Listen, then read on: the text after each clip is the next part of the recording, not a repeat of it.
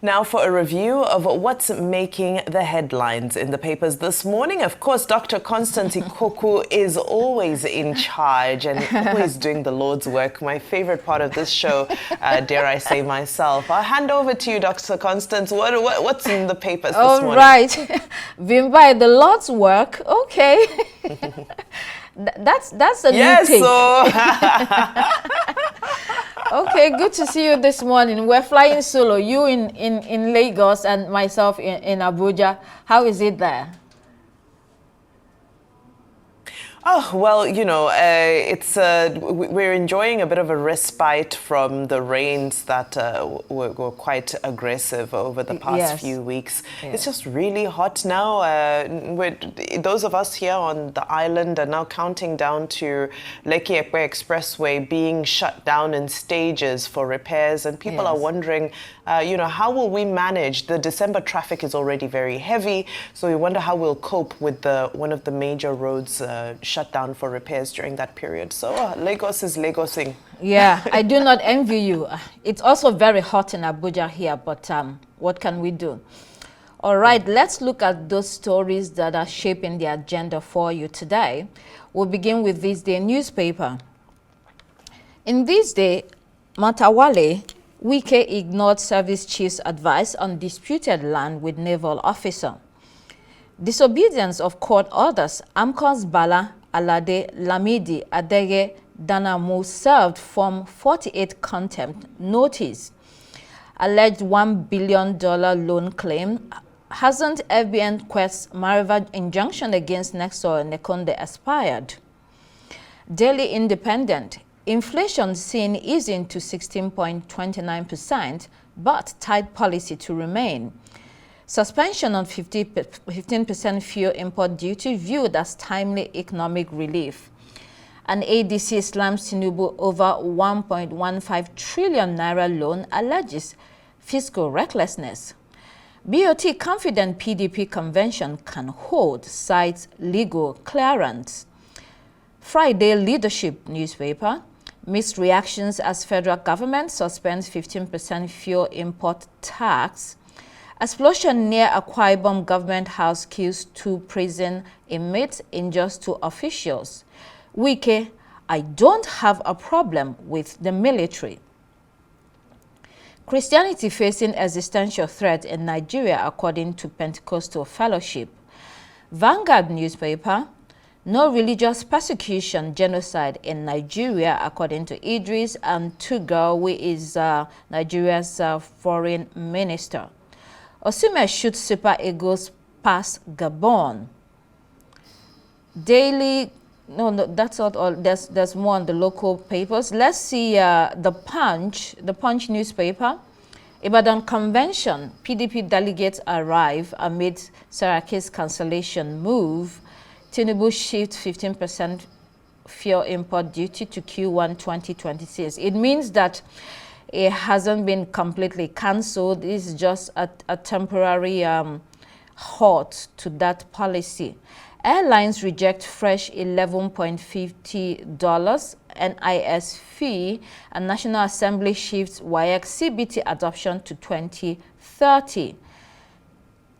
New Telegraph, Wike versus Naval officer. Insult to officer, insult to nation, according to General Erabo. Some people want PDP dead now to resurrect in 2031, Wabara says.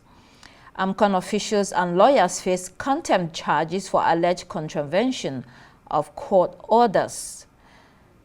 That's it for the local papers. Let's see Daily Graphic for the international. We'll begin with that. Budget target growth in 2026 prioritizes agri-transformation, infrastructural development. And from there, let's move to Daily Express. Sarah failed by officials afraid to cause offense. iNewspaper. UK to unveil stricter new Denmark-style laws for migrants. So that discussion on limiting the number of migration to the UK, is continuing, with the government trying to import new laws that would ensure it does what the public wants. Financial Times newspaper, call to arms, Berlin steps up recruitment. Big short investor Barry shuts fund over fears that valuations are too high. Daily Mail, fear of being seen as racist contributed to failures that doomed tragic Sarah. Metro.co.uk, 84 in, 113 out. This is referring to the new immigration laws that is coming on in the United Kingdom. The Times newspaper, 5 days of NHS strikes opposed by most doctors. And the Daily Telegraph, finally, second Trump clip doctored by BBC, and Reeves drops plans for exit tax on wealthy fleeing Britain. Even as they are fleeing, the tax was going to follow them to whichever country they were heading to. All right, let's return to this newspaper now to see more of that headline. So the story on disobedience of court orders, AMCON's Bala Alade Lamidi Adeye Damu served Form 48 contempt notice. I mean, the core of this piece on General Hydrocarbons Limited, GHL, and officials of the Asset Management Corporation of Nigeria, AMCON, is on the abuse of court order, what this means and how that affects financial transactions, investments, local and international investor confidence. It's also, you know, about the rule of law in Nigeria, what this means, if it means anything at all. Vimbai, can you quickly take us through this story? Okay, so in essence, the background is that AMCON was restrained by a court order from taking receivership over GHL, but they went ahead to do so anyway. So the core of this story is around issues that we tackle daily here, and unfortunately, it's disappointing that we are talking about the respect for the rule of law, especially with regards to court orders, you know, ad infinitum. This is a daily conversation that we have. You know, it's one thing for us to critique the judiciary, but it's another thing for us to take a look at the elites and how the elites function. When court orders are issued, when judgments are issued, they seem to be a suggestion to most elites. So in this case, the accusation is that AMCON contravened a standing court order. And we look forward to seeing how more of it will play out in the courts. Of course, it is sub judice, so one can't go into too much detail.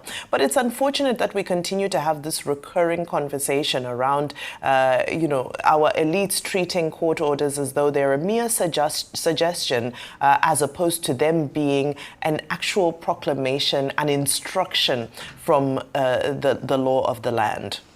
And Vimbai, it's not only the elites, right? The government even. For the past many years, we've seen the government disobeying its own laws, its own court orders. Oh, but the government is made up of elites, unfortunately. Sorry?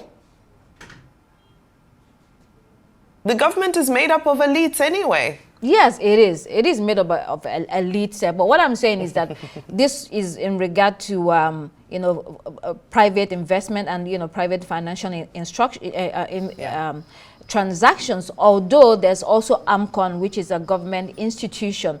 But apart from that, the Nigerian government over the years, we've also seen when it comes to court orders, when it comes to lay down procedures and processes, they just choose and pick what they would, you know, accept and respect, and they would not. And that is why there is always that question of, is there a rule of law in Nigeria? If there is a rule of law, why does it seem that we do not respect our own laws? If we have a constitution by which the country is run, and we decide to discard it and do otherwise, what does that say about the country? If the elites, so-called elites, do that, what does the ordinary man do? That means we have no power, you know, to stop them from disobeying the law. And Dr. Constance, you know what hurts me about about stories such as these is because earlier in the week we reported that the Nigerian Stock Exchange lost 4.6 trillion naira in a day. What were what were the catalysts of that? It was two things. Number one, it was investor concerns over threats from Donald Trump and the United States. Number two, it was worries over the capital gains tax coming in at the beginning of 2026. Now, I use this as an example to say that news, our behavior, things that transpire, impact confidence, and we see that instantly and directly on the stock exchange. When people start to pull out their money, when people start to hesitate, now that's on that level. Now you can only imagine on an institutional investment level where we're looking for FDI, we're looking for that, large scale investment that can transform the nation and move us forward, and also deepen these reforms and create a safety net, create jobs, industrialize, and so forth. Which investor is going to bring $1 billion, as Aliko Dangote has taken to Zimbabwe, into a space where they feel that the rule of law won't be observed, their investment won't be protected, and at any moment the rules of the game, so to say, or the playing field will be made unlevel and risk those massive investments. So you've put it aptly. At the end of the day, it comes down to what message are we sending to people who potentially want to do business in Nigeria, the type of business that will help us grow our economy. And add to that the frequent policy inconsistencies that we have in Nigeria. It just makes it difficult and impossible for some people to stake their money with Nigeria. But this is a brilliant segue to the second story in this day newspaper. So let's put that up again. Here it says, Matawalle, Wike ignored service chief's advice on disputed land with naval officer. Here we have some stories. It says, FCT Minister Blas Buratai insists Yarima carried out illegal order. So Yarima is that officer that challenged or stood his ground against FCT Minister. Lawan, Nigerians must respect armed forces personnel irrespective of status. There's more. Iraba weighs in once against disrespecting men in uniform. They both took laws into their hands, says Falana, a human rights lawyer. Let's see another paper still on the story. New Telegraph, Wike versus naval officer. Insult to officer, insult to nation. Nobody above the law, according to Wike. So when you get into the story, what is being, or what has come to light is that the FCT minister, Mr. Nyesom Wike, was advised by the service chiefs not to go there physically that day. He was advised to allow the military to investigate this claim that the officer does not have the right documents or required documents for the land. And then after investigation, there will be a communication with him, and then he can take the next steps. But anyway, he went ahead to that site and confronted the officer, Yarima, that was asked to stand his ground there. So General Iraba, who is the former Chief of Defense Staff, is saying here that citizens must show respect to the military because the military symbolizes power, dignity, and sovereignty of the nation.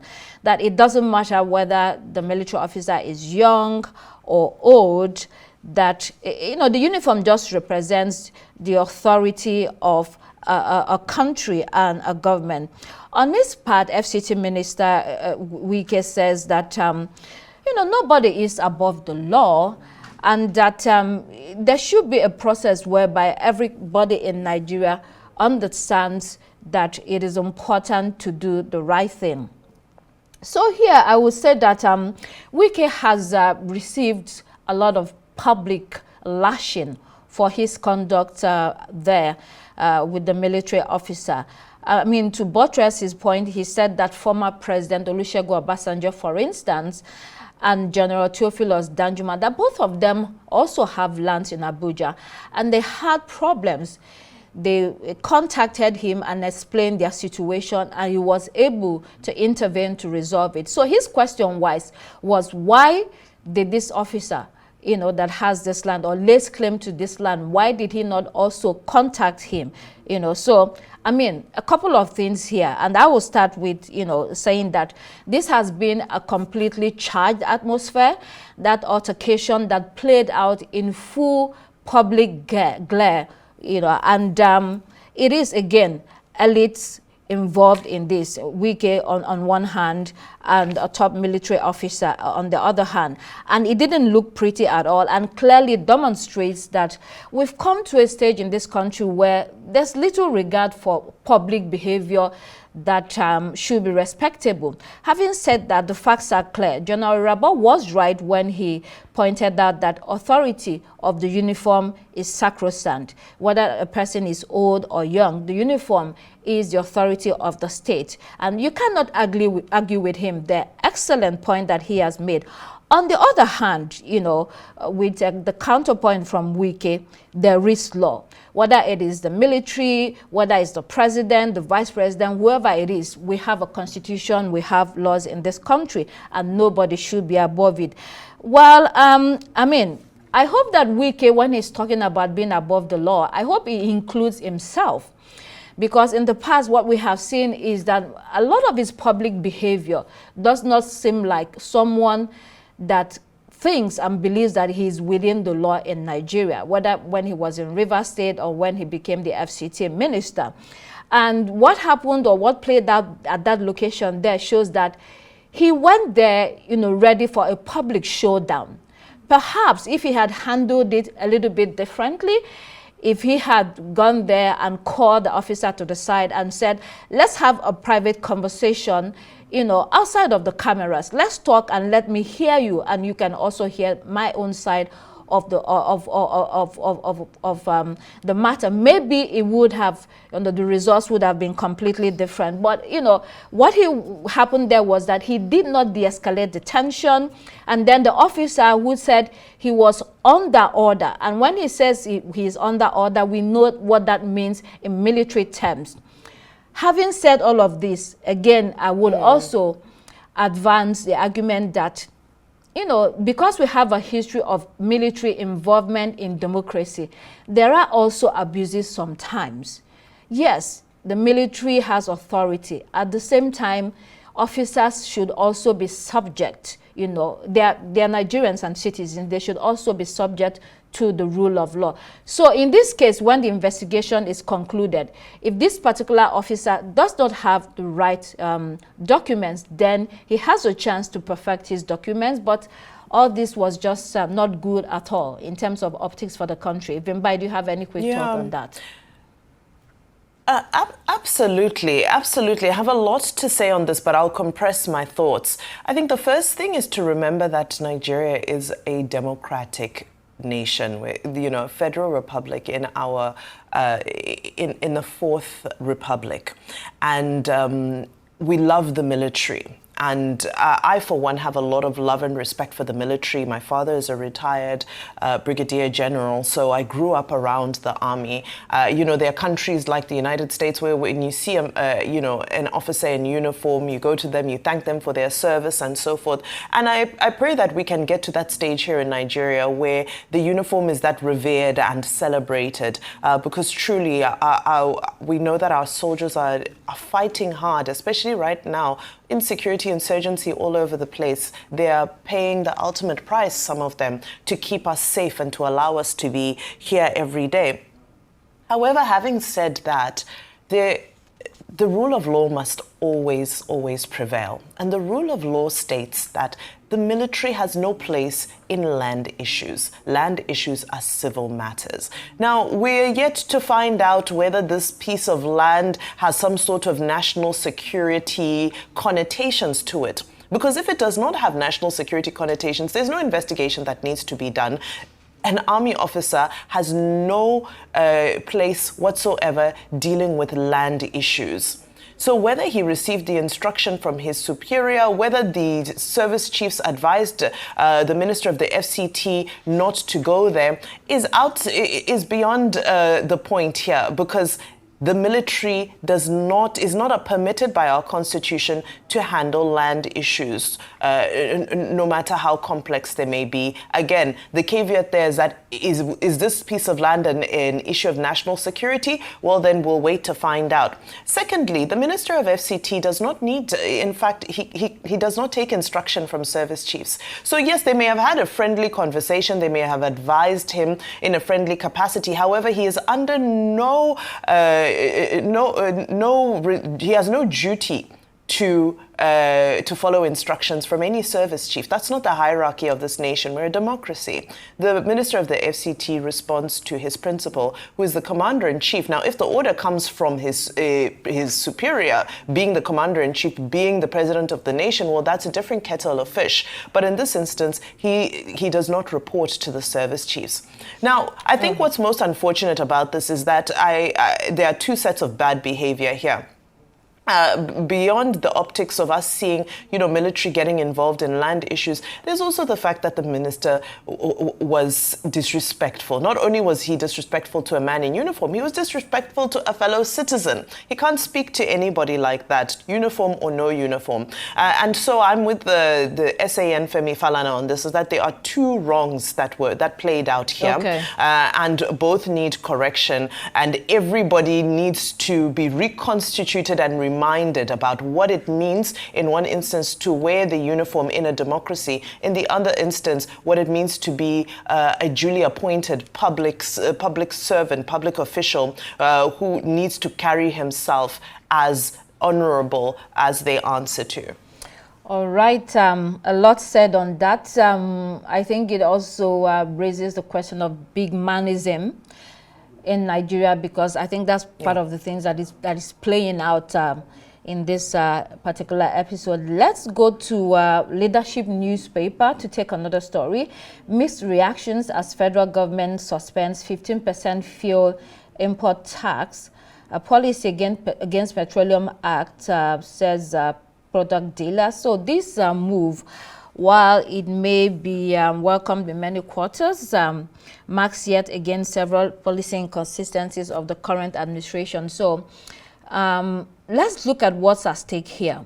We're told that the tariff was imposed to protect the local refining industry, especially in light of the fact that the government is trying to encourage local investment, increased refining capacity following Dangote refinery coming on stream, 600,000 barrels per day. He has told us that he will increase it to 1 million barrels per day. Is already on that journey.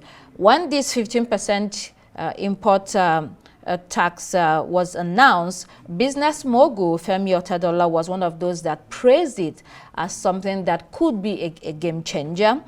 Also, Manufacturers Association of Nigeria, not immediately, but later, they jumped on the bandwagon and they equally backed the policy and saw positive gains for the country in it. So, I mean, what happens now is that we are back to square one. The policy has been suspended, although it's only temporarily. We are told that it will be reintroduced in first quarter 2026. The report was that the tariff would have raised petrol price by 99.72 naira per liter, which would have caused a massive outrage, for the country, because we have seen, a lot of people, going through difficult times because of the fuel subsidy removal, which precipitated a lot of financial crisis within the country.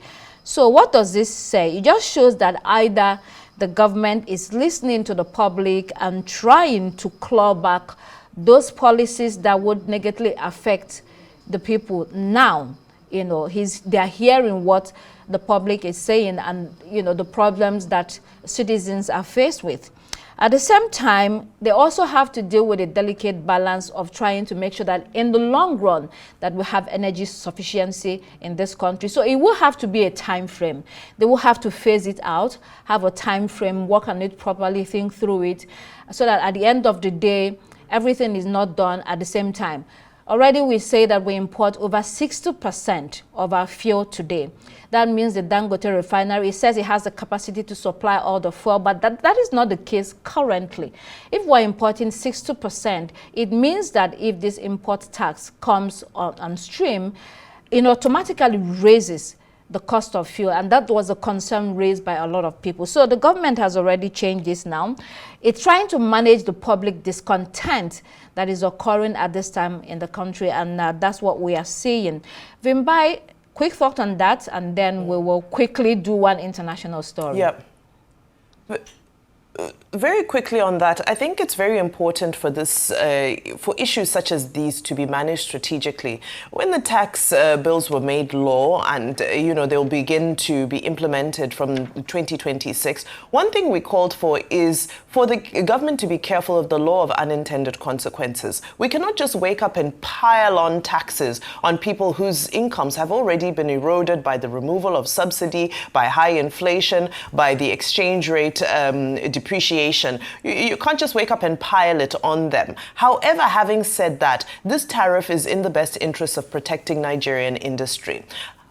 These types of tariffs are very important, especially in the current global environment that we find ourselves in, where most people are shifting to patriotic capitalism, where there's protectionism on the rise, where most nations are focusing on ensuring that they can support and enhance their own domestic production and domestic industrialization. However, what have you done to invest in that domestic industrialization before you start punishing those who are importing? So the first order of business is, yes, Dangote refinery is functional. We thank Dangote and we applaud that. But where are the other refineries? We have Port Harcourt, we have Warri, there's several other modular refineries. What are they producing? What's the status of them? So you can't just wake up and punish citizens, add to the burden of the households without first correcting the anomalies that exist in the domestic economy, which is that your own refineries, your domestic capacity is not at efficient levels. We can't rely on one private entity, Dangote Refinery, for something as critical as our petroleum. So again, important for us to support the Dangote refinery. However, other efforts first need to be made. Okay. Other investments first need to be made in our own domestic production before this tariff comes in, which, by the way, is an important tariff because we have to safeguard our local production. So that deadline that's been given of first quarter 2026 is still unrealistic because there's no indication that between now and then we will have seen an increase in domestic production of petroleum and other products. So internationally, let's take a very brief look on South Sudan and Sudan. Actually, they used to be one country, but were divided in 2011. So we've seen the humanitarian crisis in Sudan reaching a catastrophic level because of the war that started since 2023. And there was that massacre in El Fasher when the RSF took over that city. And so it was an almost forgotten war until now, over 150,000 people dead. And we also hear that 10 million people have been displaced from this war, and it is being described as the largest humanitarian crisis that we have currently in a war in the world today. What is at play in Sudan? Sudan is like a bridge between the Middle East and Africa. We know that it has large gold deposits. We also know that there is that element of the sea coast, where it's located. There's also the element of water. There's 400 miles of the Blue Nile flowing through its territory. So it is a country where this hasn't been said a lot, but there has been that involvement of people from Saudi Arabia, we have the United Arab Emirates, Egypt and Russia, who have been playing a role within that conflict, supporting, either side, the Sudanese government or the RSF. And then yesterday, on the part of the South Sudan, we saw that the president, Salva Kiir, sacked his deputy vice president, or deputy president, Mel. And Kiir is 74. He has been in power since 2011 when that country gained independence. And we know that immediately after independence, it descended into a civil war, and it has not known peace since then.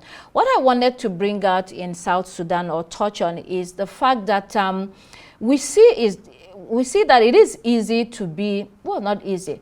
You can be a rebel leader.